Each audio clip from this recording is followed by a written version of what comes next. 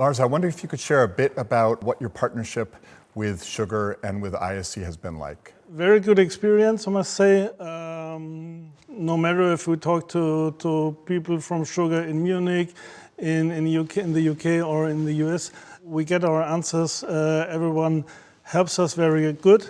The collaboration with our partner, with ISC, is really great. From the beginning, they ask the right questions, and they had the answers for us. The feeling is they know about our business. This helps us very much. They have a hands-on mentality. It's not really complicated with them. They are always available. Same with the colleagues in the Sugar universe. Everything is good. What was also impressive for us in the beginning was the speed at which we wanted to introduce it. We only gave ourselves 6 to 12 months to have the full integration worldwide.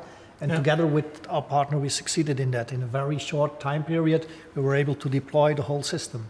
Yeah, that's what I remember from that time. Very good, yeah. 6 months. Took us 6 months. Yes. Yeah, our partners are really important to us, and we want to be closely involved with our customers as well, so I'm glad that's going well for Wieland.